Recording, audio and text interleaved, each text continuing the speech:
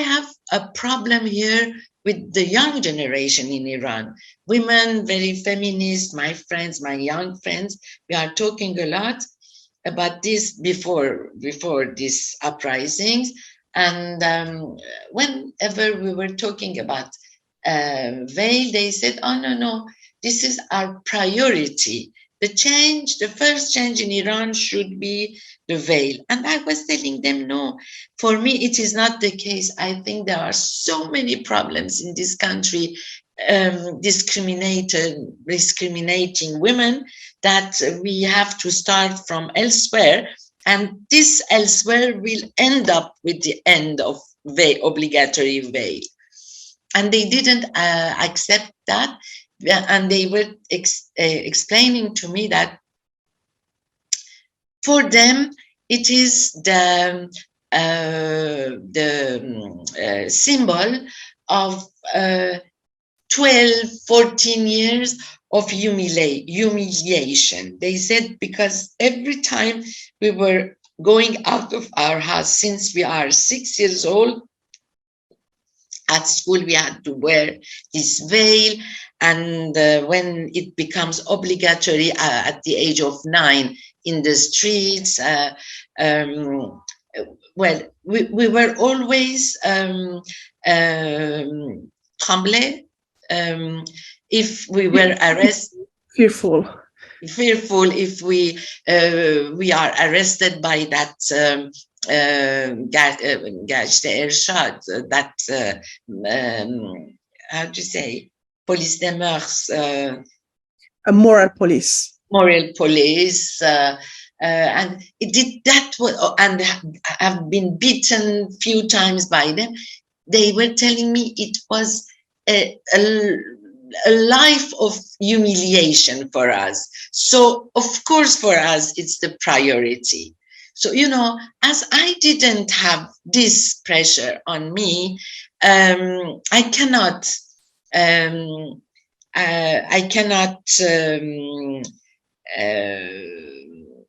express. I feel that I am not allowed to express myself about that. You see, although I still think that the priority is not the veil. So the economic situation is very bad. When you have sanctions, or of course you have some people who are getting very, very rich, and the others are getting poor and poor. So there were a lot of demonstrations these 2-3 last years in Iran. Every day, if you read the newspaper, the media in Iran, you had strikes everywhere, from the teachers to the workers to the miners, everybody. Every day there were a lot of strikes. Nobody was talking about that. But once become this problem of veil, it becomes, well, it is much more sexy to talk about these young, nice girls in Iran taking off their veils and things like that. It is, it's more interesting. It's more, I don't know how to say, than talking about miners who are working in the mines and who are striking because they didn't have paid for 2 years now, things like that. And the way they are, so, at least I notice it here in Europe. I don't know how it is in America. They are taking advantage of this thing of veil to express their will that they are anti-veil, and thus anti-Islamic. They talk as Iranians. These Iranian women are against veil and against Islam. But the message we are getting is that they are against obligatory veil and ideological Islam. So here they are exploiting this as just another way that it suits them, you see. And this is something that that I don't like, because up to now I always worked with Iranian women inside Iran. This time I would like to work with women artists outside of Iran, and Iranian artists, I mean. I would like to see from their works what is identity for them. Because the more I'm living, I don't know, I'm living for more than, I don't know, 55, I don't know how many years, I've lost the account of the years in Europe. And I arrived here when I was a child. I mean, I was 11. The more I'm questioning myself about identity. What is identity? It is something that links you with a country, with a language, with a culture, with a body, with a history. I don't know. So I would like to develop this question of identity through different women, Iranian women artists of diaspora, who have worked on this specified subject. For example, the body or the history, or the gender, or things like that. So everyone that I will choose, that I have chosen for myself, but I didn't talk to them yet, is to express this identity through their artworks.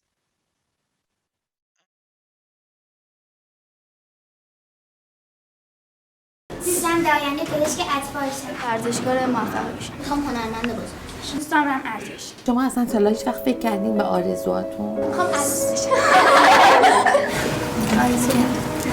اسمم همیشه تو تاریخ بمونه. میخوام همیشه وقتی ازم نام ببرم با افتخار برسم بگم اصل بومن. آرزو تو خوبی تو جهان.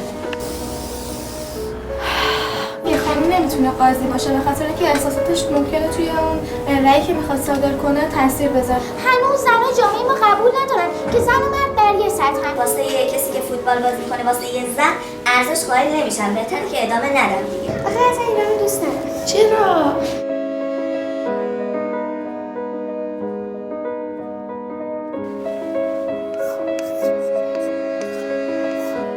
چرا این جزء آرزوهاته؟ چون که مردم بتونن به راه راست هدایت بشن. اگه فکر میکنی تا الان خیلی اشتباهات کردی؟ مثلا اینکه نماز نمیخوندم. دختران عشق‌های دور، روز سکوت و کار، شب‌های خستگی، دختران روز بی خستگی دویدن، شب سرشکست.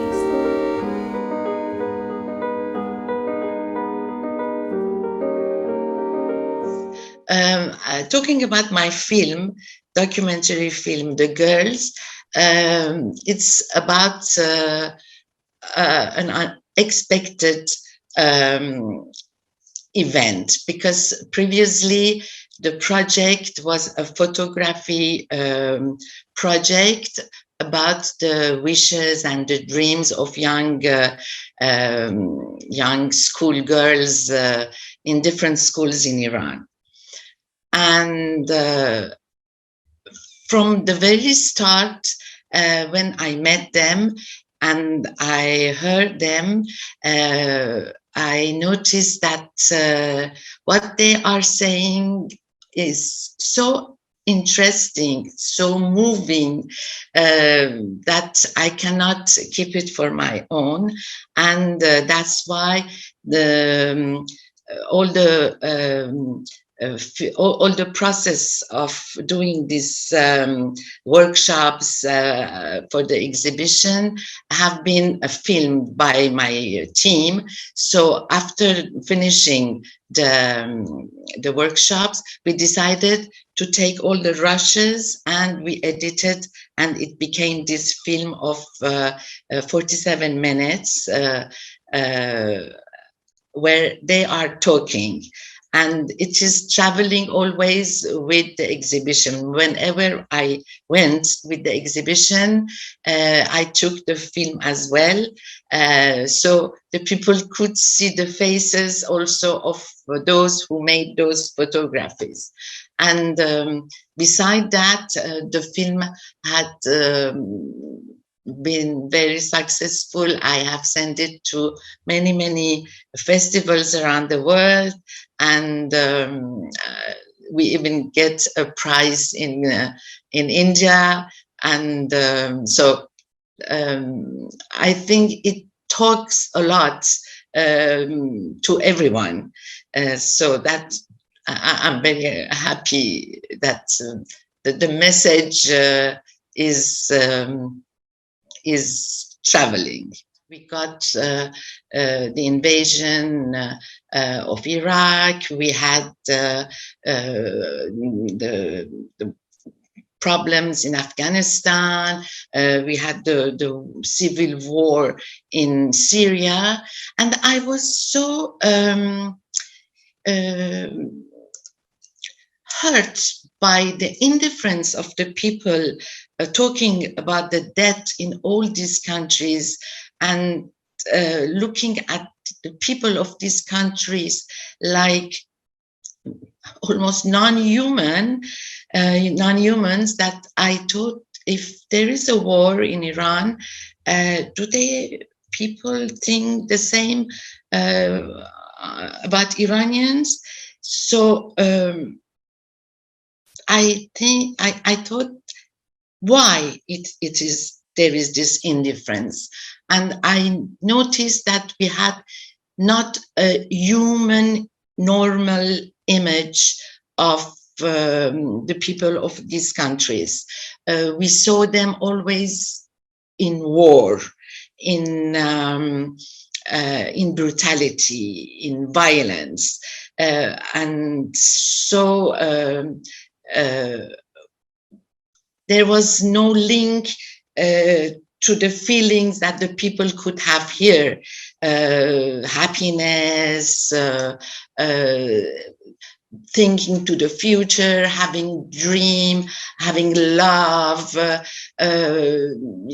Before the war, we never saw a single picture of an Afghan lady taking her child to the school, or seeing Iraqi woman having joy with her family or her boyfriend or her husband around Chateau Arab, or never a normal image. So that's why it was the first point I wanted to have, to try to have in this exhibition. Secondly, I wanted to see how these girls are seeing their situation as a woman, as a citizen, in a country where certain rules and laws are very discriminatory towards them. So do they see a future for themselves? Do they have dreams and how can they achieve these dreams, and see what would be the obstacles and the opportunities. And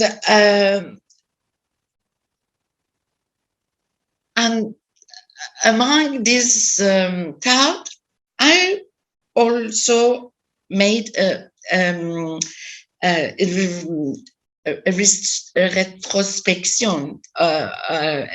retrospection of my personal and historical trajectory.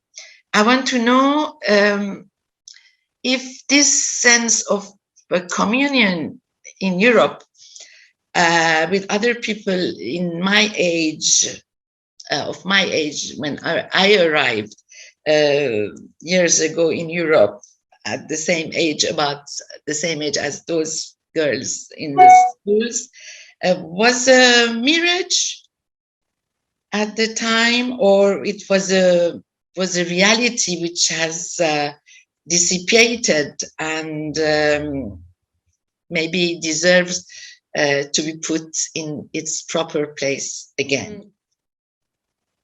Well, I accompanied the film in a lot of places, especially in Europe and also in America. And in some countries, I had the opportunity to have a lot of young people of schools coming and visiting the exhibition and watching the film. They said, "Oh, they are not really not different from us." But the only thing that I got as a message from these people comparing to these Iranians in the films was that they found them much more regarding the others, taking care of the others, and be less selfish that they are here in Western countries. They found them much more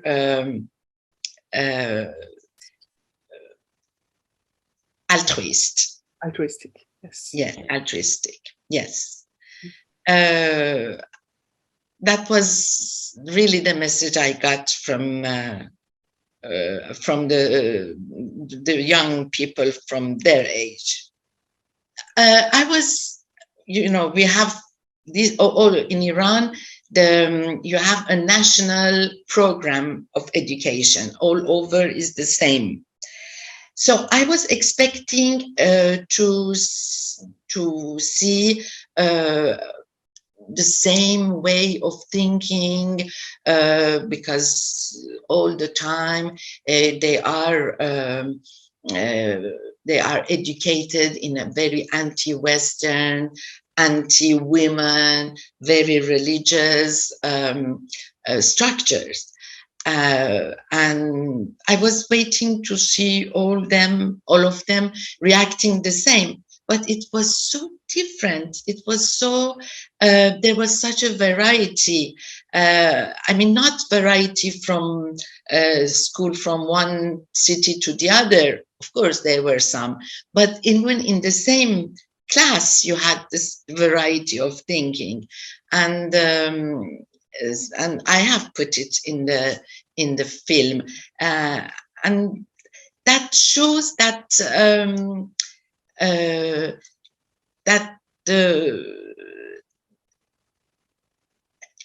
that you cannot oblige everyone to think the same way. That the freedom of thinking is in your own mind first. So this variety, it amazed me a lot. Another point was the lack of frivolity, of fantasy. They were very down to earth, very, very, I mean, all what they were thinking about their dreams were somehow very achievable. So that lack of fantasy, I don't know if it is really a lack of fantasy or there is auto-censorship by themselves, because I was in the structure of a school, even though that the school had nothing to do really, but nothing to do with our project. And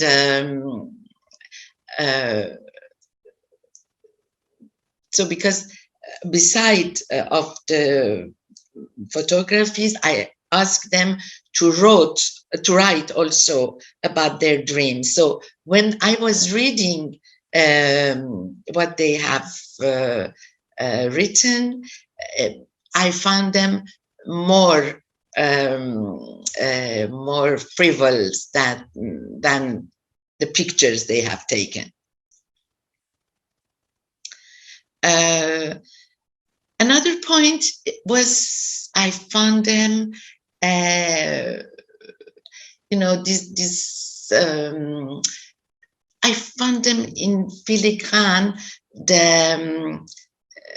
the religious beliefs or the religious education, because for them there were 2 points which were very important to achieve, because when we were talking about the obstacles and the opportunities of achieving these dreams, when talking about opportunities, 2 points very, very important to them: God and the satisfaction of their parents. There were 2 really common denominator of their way of thinking.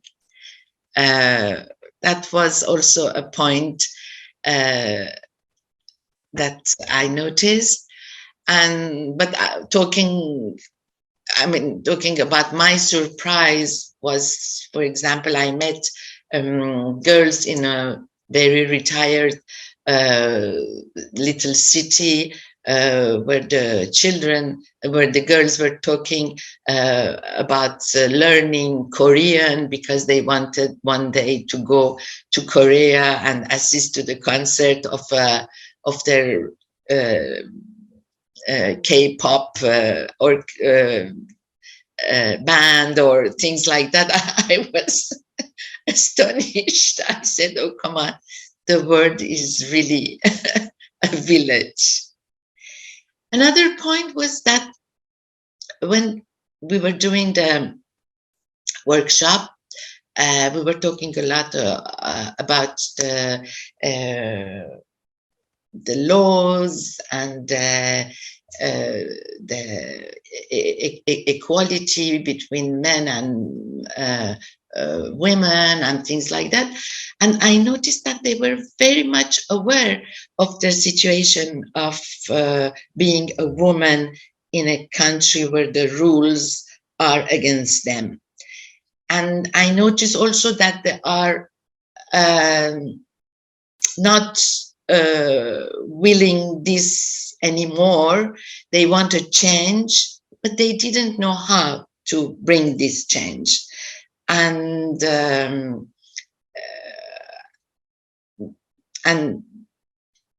I mean, they had a lot of expectation to have an occupation in the social in a civil society as doctor, engineers, or teachers, or things like that. But no one was thinking to become a lawyer, very little lawyer, or a politician.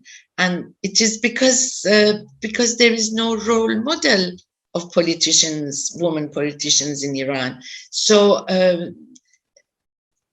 so you could understand why this lack of willing to be involved in a process of changing through politics.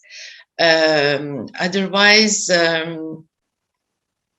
I found them tremendously ambitious, really, and this ambition, you feel that it's not only to become rich, but it's a ladder, social ladder also.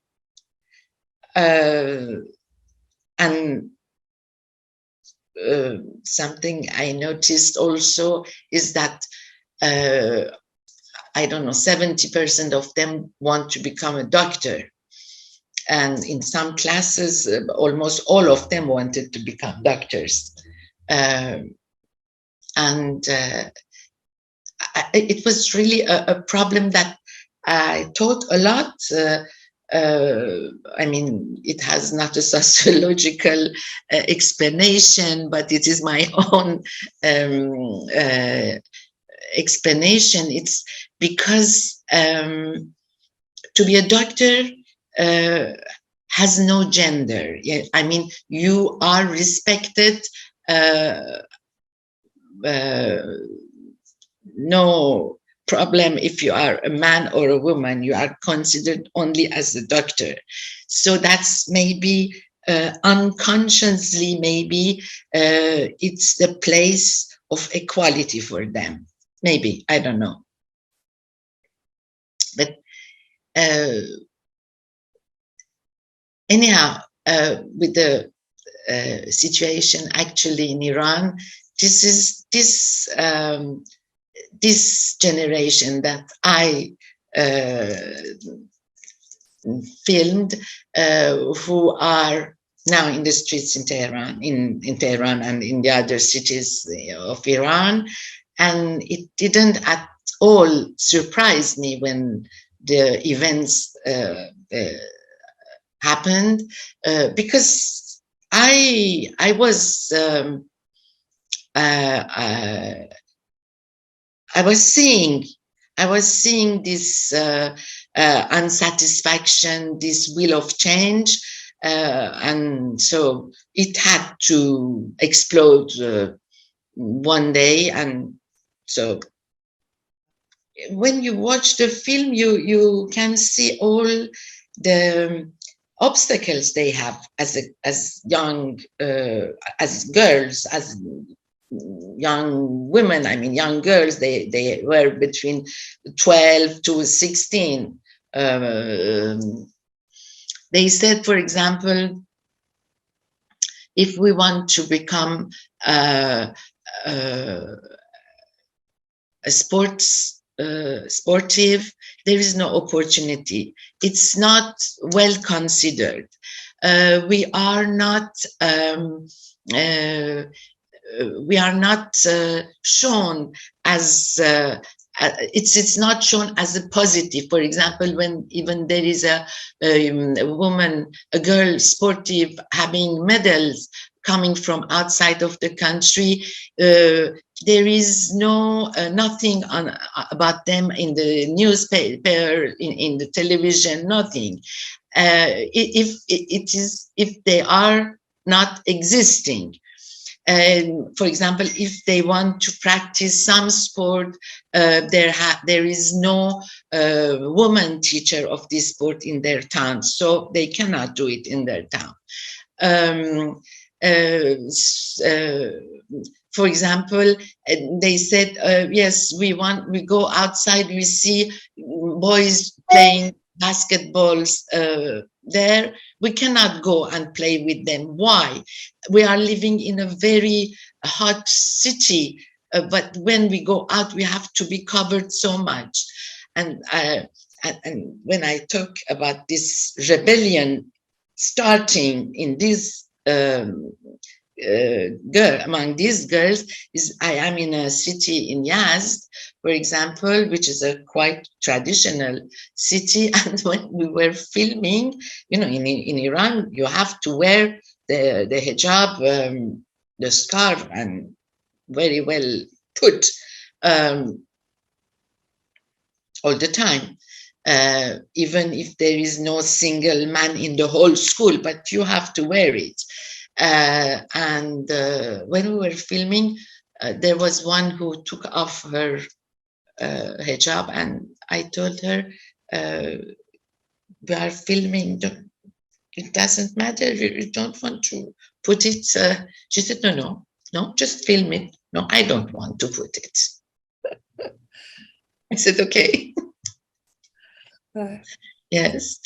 Yes, for example, there are some pictures in the exhibition which are amazing. For example, there is a girl who wants to become a very famous musician, and she took her violin and she is playing violin in a mosque. Imagine. So no, there are there were.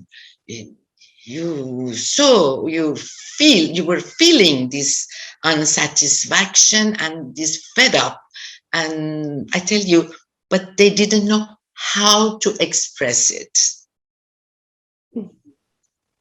and certainly not through. I mean, they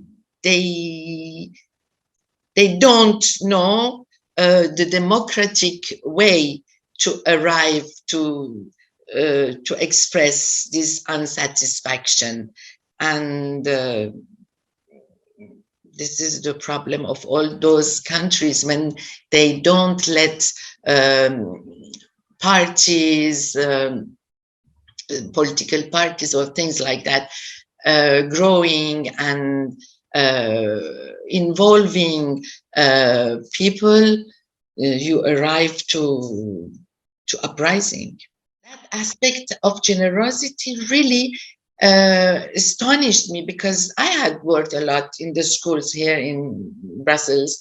I never noticed this this feeling of generosity, altruism among young people, and this is, as I told you, for me, this is very probably from their education, religious education, and also we have this this sense of charity in Iran, because unfortunately this charity is existing in Iran, because I don't think that the government could help everyone. There are a lot of people in Iran who are helped by the work of those charity institutions existing, and it is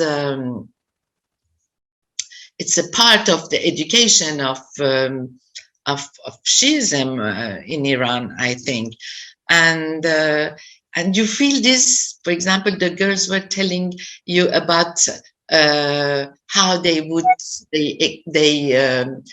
see their future having a good job as a doctor and having a nice house, car, everything like that.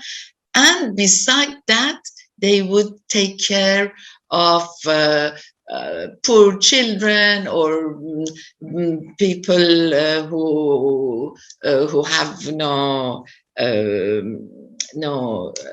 income, and doing organizing charity foundation for them, and etc., etc. And it was for me, I think it is this problem of education of charity. And for example, all these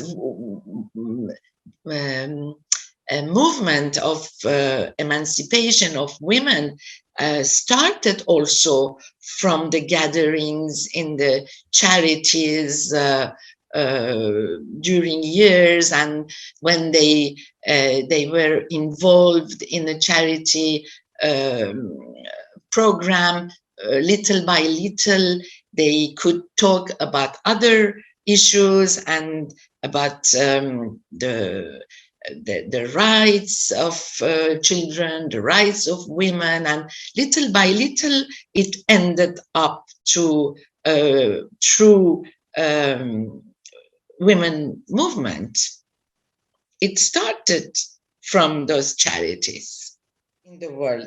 For example, my team, they were women who have been in the same schools, but at the time where Iran was much more strict and much closer, and there was not that opportunity of internet and the windows open to the world. So they had expectation for their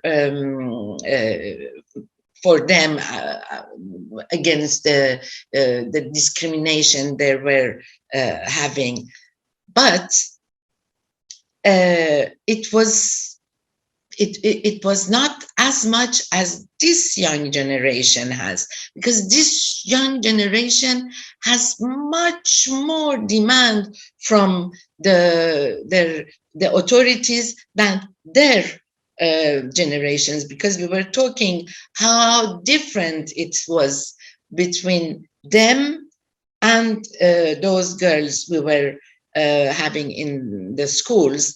They every time after the workshop, they were telling me it's amazing the difference between our generation and this new generation. And it is really it is funny, because everything that we lived during these workshops a few years ago, this is today on the streets, on the media, everybody analyzing that. And this is absolutely that. This young generation has nothing to do with the others. Everything has changed because they have learned a lot about the world, about the fights of the other women around the world, and how they proceed, how they achieved everything. So they had much more knowledge also. So there's unsatisfaction was much deeper than the unsatisfaction of the previous generations, because of this openness to the world, thanks to social medias. And also, this is not only the link with abroad, this is the link with themselves, because now you have people from Balochistan who are in direct relation with people of Azerbaijan, or I mean, they can exchange their point of view. I mean, everything. So of course, this is because thanks to the social medias and internet that this will of change, this wind of change is blowing. The first problem for Iran, I wish to have more justice. For me, this is very important. And more justice and more equality and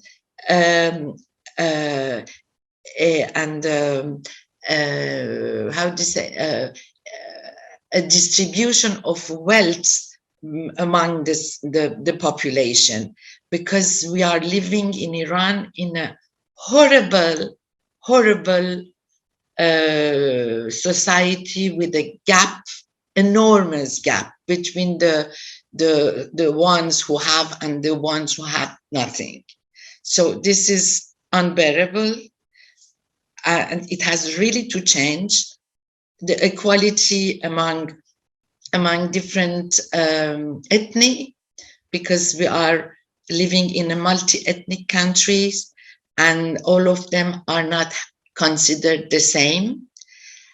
I would like really to have one day independent justice, and of course a free press, because as long as you don't have a free press, you cannot talk about the issues in a society. For example, today, when you want to talk about a problem in the society, immediately they will tell you, oh, you are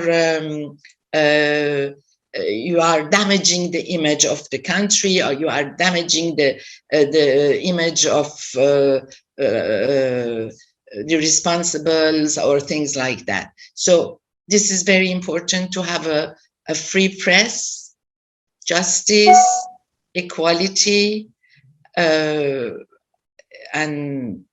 of course, if we have already this, I would be very, very happy. Beautiful. Think that all these years when I worked about and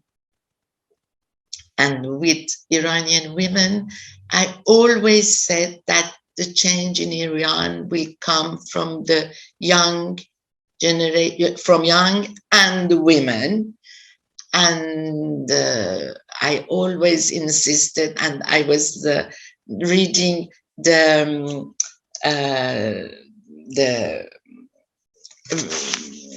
how do you say, the conclusion of my my work, the exhibition and the film. I said that I always thought that the change in Iran will come through young generation and women, and now I'm convinced that it will be this generation. And finally, you see, that generation I was talking about, really, I hope, achieving a change. Everybody is asking me, are you coming for the demonstrations about Iran everywhere? I said, no. The only demonstration I participate to from my very young age, it was for the authorization for the abortion. That was really for me, this was the very, very key, very, not only abortion, but also contraception.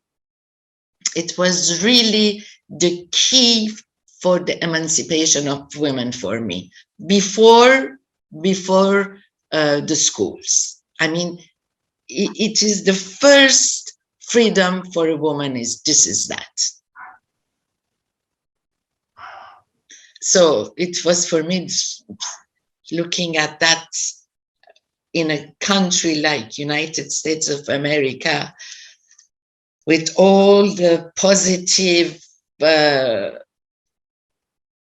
rules that they made in these last decades about anti-racism, equality, and things like that. It's really a very bad backlash that I hope that it will not succeed, because this is terrible. But just if people in institutions are willing to have my film, they can contact me, and I would be very happy that more and more people watch the film, and and we can have a Zoom conversation with the students, and I would like that to happen.